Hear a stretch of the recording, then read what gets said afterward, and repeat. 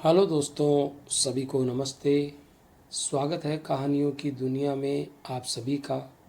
आज की हमारी कहानी है चंद्रगुप्त विक्रमादित्य। कौन थे चंद्रगुप्त विक्रमादित्य?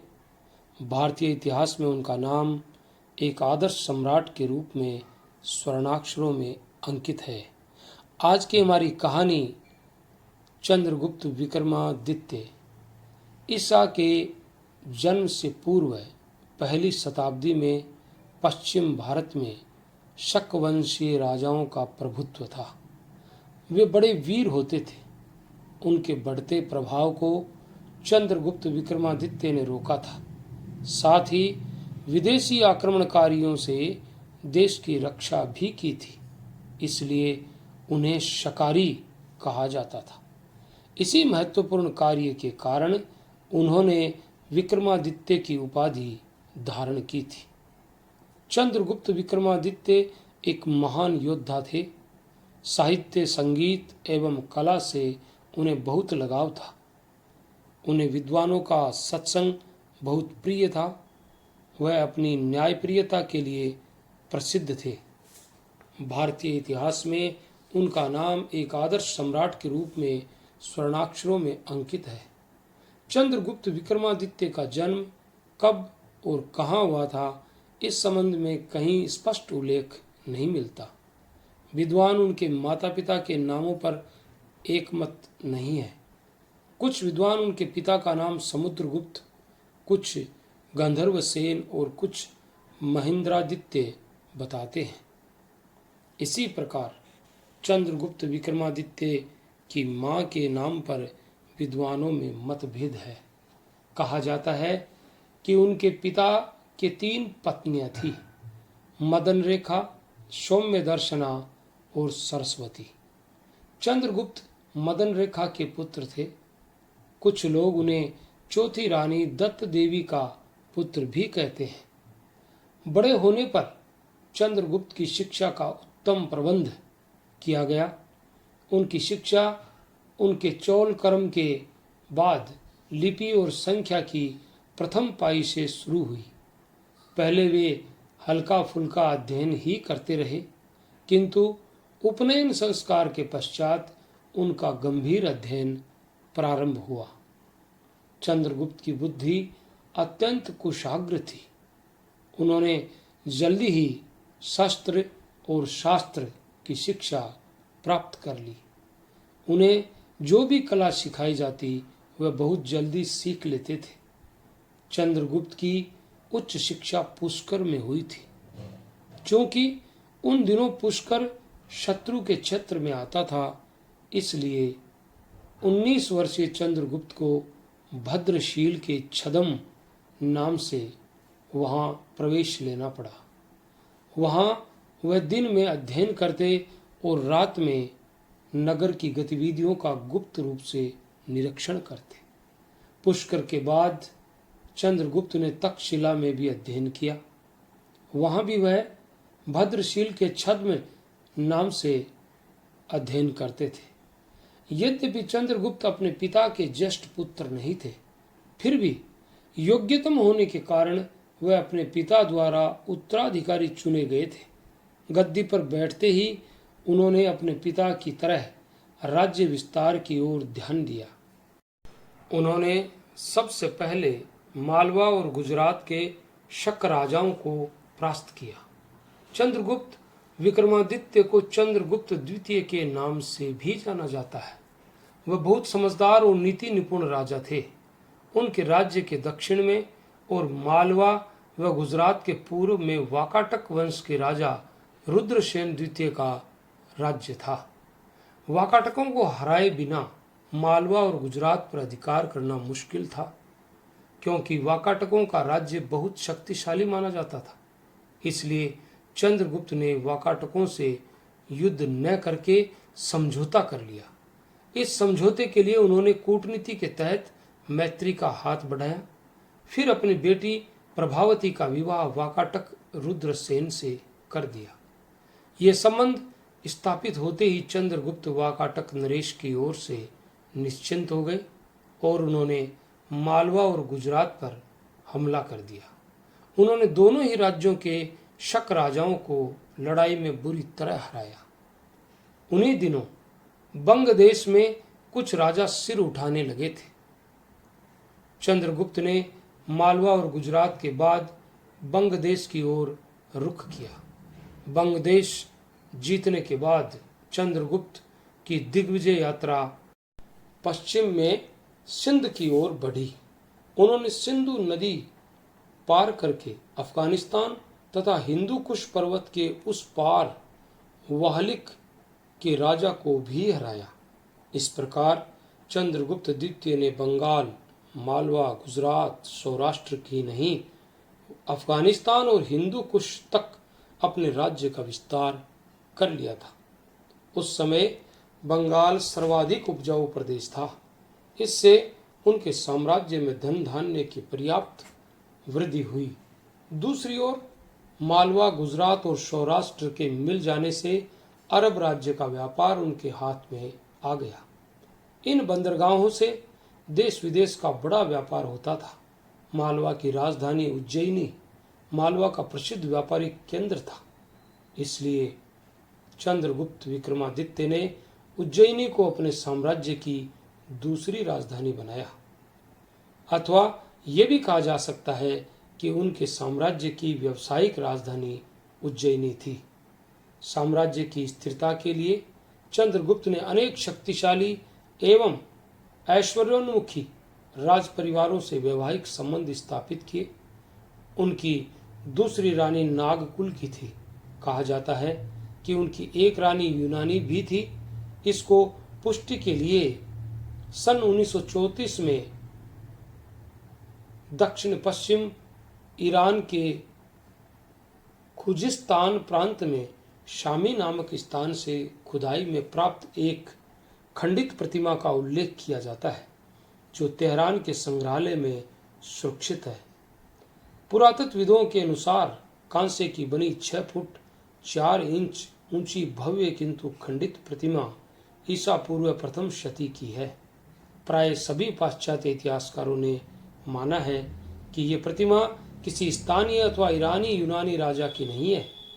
ईसा पूर्व प्रथम शती में भारतीय इतिहास में सम्राट विक्रमादित्य का महत्वपूर्ण स्थान रहा है और उनकी प्रशस्ति विश्वव्यापी रही है।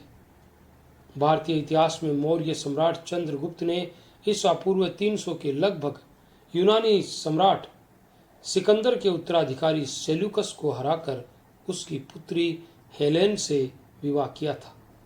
इसी आधार पर विक्रमादित्य के द्वारा भी किसी महत्वपूर्ण यूनानी राजा को हराकर उसकी राजकुमारी से विवाह करना संभव लगता है। इस हेतु विक्रमादित्य की विजय गाथाओं तथा संवत प्रचलन के प्रसंगों को देखा जा रहा है। विक्रमादित्य ने उज्जैनी से विदेशी शकों को पराजित करके देश के बाहर निकाल दिया था। भारतीय उल्लेखों के अनुसार विक्रमादित्य के हाथों सीजर पराजित हुआ था। तब तुलनात्मक रूप से ये तथ्य अधिक उचित प्रतीत होता है कि आगस्टस ने रोमन साम्राज्य के अंतर्गत सर्वाधिक सुंदर यूनानी राजकुमारी को विक्रमादित्य को उसी उद्देश्य हेतु प्रस्तुत किया हो, जैसे कि सेल्यूकस ने चंद्रगुप्त के समक्ष हेलेन को प्रस्तुत किया था। अतः यह प्रतीत होता है कि विक्रमादित्य के जीवन के अंतिम वर्ष शामी यानी ईरान में व्यतीत हुए और उनका देहांत शामी में हुआ। उज्जैनी सहित भारतीय भूभाग के नागरिकों ने विक्रमादित्य की यूनानी रानी की संतानों को भारतीय क्षेत्र में शासनाधिकार नहीं दिया, जिससे विक्रमादित्य की एकजुट भारतीय शक्ति उनके देहांत के पश्चात बिखर गई और उसका दुष्परिणाम भारतीय मूल के पश्चिमी एशिया तक फैले हुए भारतीय राज्यों ने भारत से कटने के कारण झेला। चंद्रगुप्त के राज्यकाल में प्रसिद्ध चीनी यात्री फाहियान भारत भ्रमण के लिए आया था। वह 15 वर्ष तक भारत में रहा। इनमें से 10 वर्ष उसने चंद्रगुप्त के साम्राज्य में बिताए। फाहियान बौद्ध भिक्षु था। वह बौद्ध धर्म के विभिन्न ग्रंथों का अध्ययन करने के लिए गोबी का रेगिस्तान, पेशावर, पंजाब, मथुरा, काशी, शंकाश्य, कन्नौज, श्रावस्ती, कुशीनगर, वैशाली आदि नगरों में भ्रमण करता हुआ पाटलिपुत्र पहुंचा था, जहां वह 3 वर्ष रहा। फाहियान द्वारा वर्णित भारत से संबंधित वृतांत से चंद्रगुप्त कालीन भारत की सामाजिक, राजनीतिक और धार्मिक अवस्था पर अच्छा प्रकाश पड़ता है। फाहियान के अनुसार चंद्रगुप्त के साम्राज्य में ब्राह्मण धर्म का बोलबाला था। स्वयं चंद्रगुप्त वैष्णव था। उसने परम भागवत की उपाधि धारण की थी, जिससे प्रतीत होता है कि वह भागवत धर्म का अनुयायी था। लेकिन इसका यह अर्थ नहीं है कि चंद्रगुप्त दूसरे धर्मों को महत्व नहीं देता था। वस्तुतः उसके साम्राज्य में बौद्ध तथा दूसरे मतावलंबियों को अपना अपना धर्म मानने की खुली छूट थी। चंद्रगुप्त के 2 मंत्री भागवत धर्म से अलग शैव और बौद्ध धर्म के अनुयायी थे। इस सब के बावजूद चंद्रगुप्त के राज्य में हिंदू धर्म का प्रभाव बढ़ रहा था और बौद्ध धर्म का प्रभाव कम हो रहा था। फाहियान ने यह स्पष्ट लिखा है कि राज्य की तरफ से किसी प्रकार का धार्मिक भेदभाव नहीं बरता जाता था। उन दिनों उज्जैनी में शकों का राज्य था। असम व उत्तर भारत, मालवा, गुजरात में भी विदेशियों के षड्यंत्र चल रहे थे। उन्होंने शकों पर 3 बार आक्रमण कर उन्हें पराजित किया। पहला युद्ध राजधानी उज्जैनी में हुआ। 7000 शक सैनिक मौत के घाट उतार दिए गए। दूसरा युद्ध मथुरा में और तीसरा झेलम और सिंधु नदी के संगम पर हुआ। ये शकों के साथ अंतिम युद्ध था। शकों का सदैव के लिए पराभव हो गया। संपूर्ण भारत में सम्राट चंद्रगुप्त की जय जयकार होने लगी। प्रयाग में महर्षि वात्स्यायन भारद्वाज की अध्यक्षता में धर्म सभा का आयोजन हुआ। विक्रमादित्य शकों के अरि अर्थात शत्रु थे, अतः उन्हें शकारी विक्रमादित्य की उपाधि से सम्मानित किया गया। मालवों द्वारा शकों पर प्राप्त विजय की स्मृति को चिरंतन बनाने के लिए मालवों ने एक नया संवत ईसा से 57 वर्ष पूर्व प्रारंभ किया था, जो मालव संवत कहलाता था। इसी को बाद में विक्रम संवत कहा जाने लगा। वीर सावरकर ने अपनी पुस्तक भारतीय इतिहास के 6 स्वर्णिम पृष्ठ प्रथम भाग में ऐसा उल्लेख किया है कि शक कुषाणों का भारत से समूल उच्चाटन करने वाले सम्राट विक्रमादित्य जब उज्जैनी पर राज्य करने लगे, उस समय इस अखिल भारतीय राष्ट्रीय पराक्रम को गौरवान्वित करने हेतु मालव संवत को ही विक्रम संवत का नाम प्राप्त हुआ था। सम्राट चंद्रगुप्त विक्रमादित्य एक महान पराक्रमी योद्धा तो थे ही, संगीत, कला और साहित्य से भी उनका गहरा अनुराग था। उन्हें विद्वानों का सत्संग बड़ा प्रिय था। उनकी राजसभा के नवरत्न अपने क्षेत्र के अग्रणी विद्वान थे। उनमें महाकवि कालिदास सर्वोपरि थे। नवरत्नों के नाम इस प्रकार हैं: महाकवि कालिदास, वेताल भट्ट, अमर सिंह, वरामीर, धन्वंतरी वैद्य, वर रुचि, क्षपणक, शंकु और घटखरपर। अपनी न्यायप्रियता के लिए विक्रमादित्य का नाम आदर्श सम्राट के रूप में लिया जाता है। एक बार उनसे एक भूल हो गई, अतः उन्होंने स्वयं को दंडित किया तथा अपनी पीठ पर कोड़े लगाकर अपने अपराध का प्रायश्चित किया। अपने भाई भर्तृहरि को राज्य देकर विक्रमादित्य योगी हो गए थे। बाद में भर्तृहरि स्वयं संसार के कपटी व्यवहार से क्षुब्ध होकर योगी बन गए और कई नीति ग्रंथ लिखे। तब विक्रमादित्य पुनः उज्जैनी लौट आए। उनके राज्य काल को भारत का स्वर्ण युग कहा जाता है। उनके राज्य में घरों में न ताले लगते थे और न झूठ बोलने का कोई दुस्साहस कर पाता था।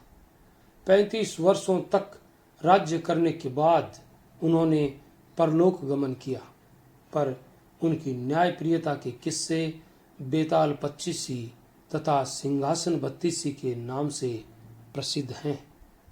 विक्रमादित्य के द्वारा उज्जैनी में बनवाया गया महाकालेश्वर महादेव का मंदिर भारत के महान मंदिरों में से एक है। सम्राट विक्रमादित्य का धर्मात्मा, उदार, विद्वान और विदेशी आक्रमणकारियों को पराजित करके वहां अपनी विजय का डंका बजाने वाले वीर योद्धा के रूप में वर्णन देश विदेश के विभिन्न ग्रंथों और किंवदंतियों में पाया जाता है। चंद्रगुप्त विक्रमादित्य की प्रसिद्धि का मुख्य कारण उसकी शासन व्यवस्था एवं न्यायप्रियता रही है, जिसके अंतर्गत लोगों पर ज्यादा कर नहीं लगाया जाता था। जनता सुखी और संपन्न थी। सभी को अपनी रुचि के अनुसार व्यवसाय अपनाने की छूट थी। बड़े से बड़े अपराधों के लिए भी प्राय मृत्युदंड की व्यवस्था नहीं थी। प्राय देशद्रोह जैसे मामलों में भी अंग भंग ही किया जाता था।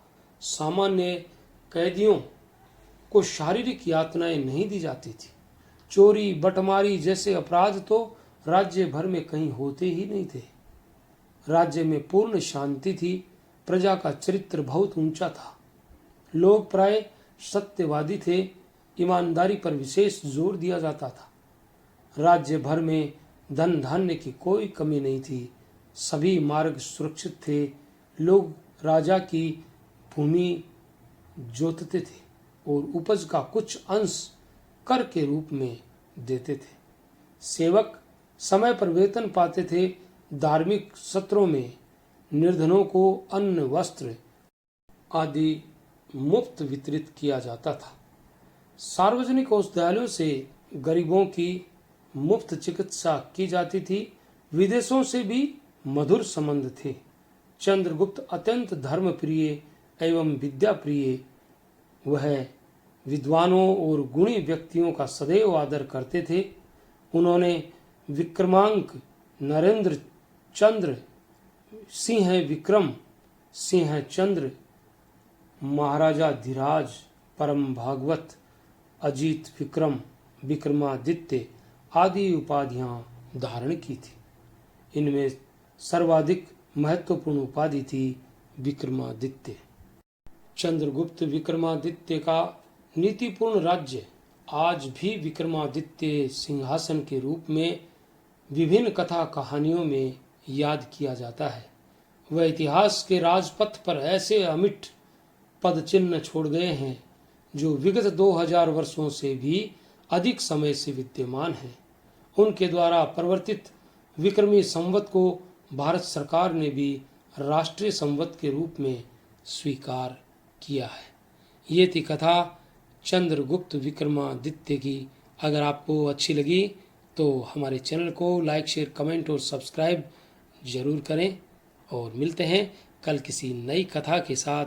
तब तक के लिए all the best. Thanks for watching.